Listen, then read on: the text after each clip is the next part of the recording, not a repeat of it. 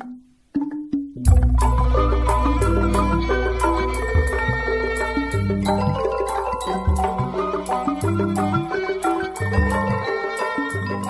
Tirem alias Sang Raga Luhur Mulia sebagai penghulu adalah penguasa daerah pesisir barat Pulau Jawa yang kini sudah bersahabat dengan Dewa Warman.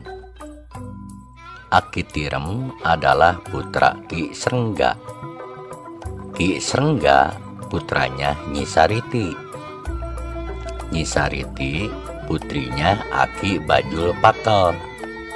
Aki Bajul Pakel putranya Aki Dungkul, yaitu putra Ki Pawang Sawer, penguasa wilayah pesisir selatan Sumatera. Ki Pawang Sawer putranya Datuk Pawang Marga, yaitu putra Ki Bagang dari Sumatera Utara. Ki Bagang adalah putra Datuk Waling, penguasa Semenanjung Mendini. Datuk Waling putra Datuk Banda. Sedangkan Datuk Banda putra Kinesan, penguasa Langkasuka yang leluhurnya juga berasal dari Yawana Barat. Jadi penguasa dan penduduk pesisir selatan Sumatera pun masih kerabat Aki Tirem.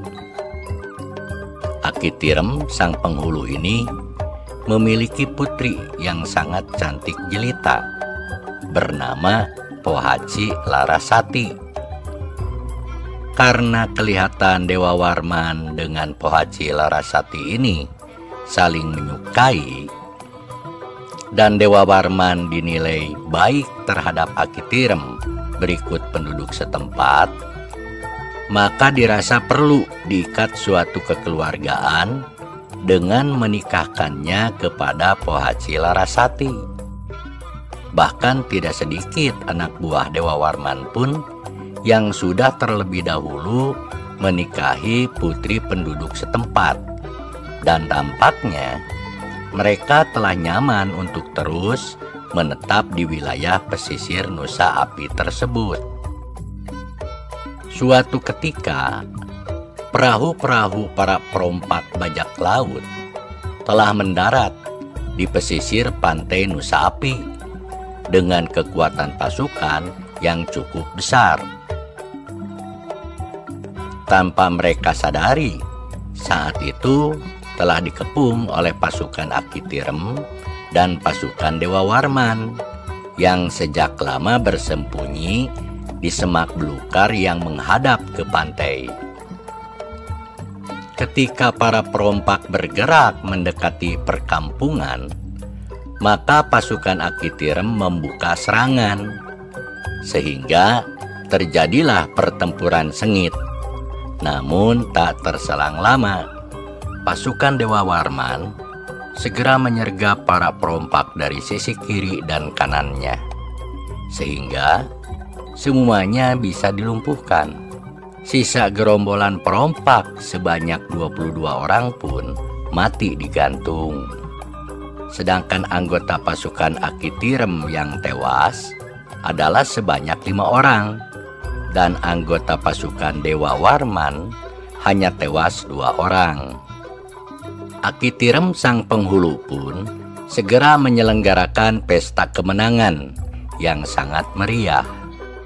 Digelarlah suatu kesenian gamelan yang mengiringi para penari gadis-gadis pribumi yang sudah menjadi seni tradisi di sini.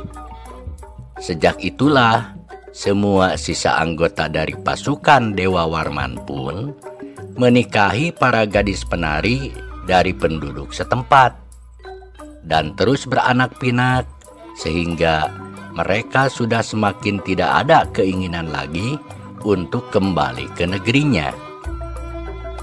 Kebanyakan mata pencaharian mereka adalah berdagang hasil bumi dari penduduk setempat, dan sebagian lagi menjadi nelayan. Semakin ramailah perdagangan daerah pesisir Ujung Kulon dan Nusa Api itu, karena banyak yang datang dengan perahu dari seberang lautan. Tatkala Akitirem sakit keras karena dimakan usia senja, ia segera menyerahkan tampuk kekuasaannya kepada sang menantu. Maka Dewa Warman menjadi penghulu Nusa Api dan Akitirem bertindak sebagai penasehatnya.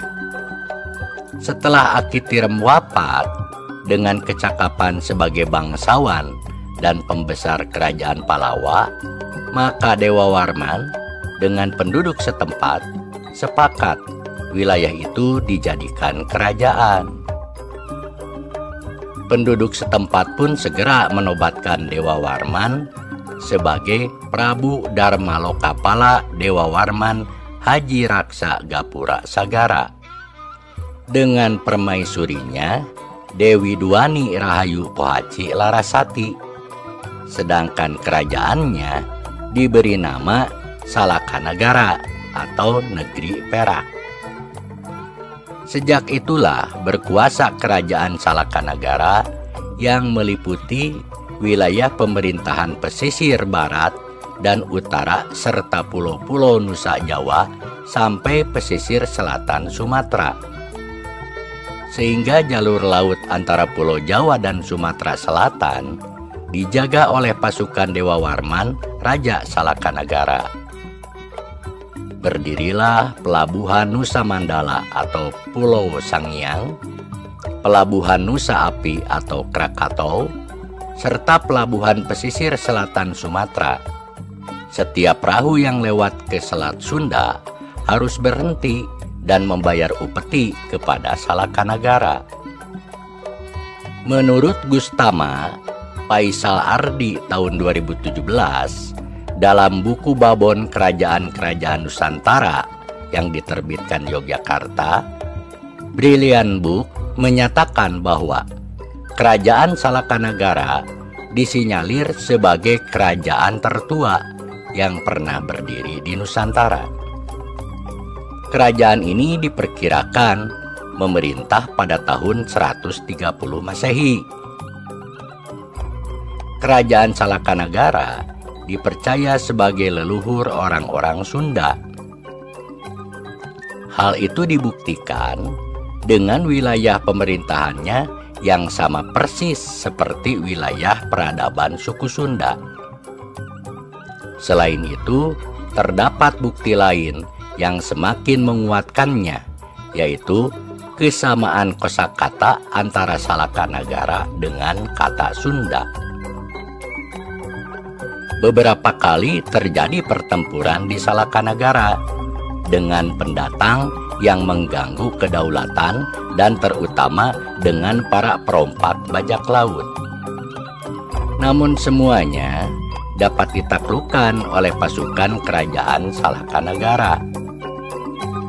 Bahkan wilayah baru kerajaan pun terbentuk karena perkampungan-perkampungan besar di bagian timurnya tunduk kepada kekuasaan kerajaan Salakanagara.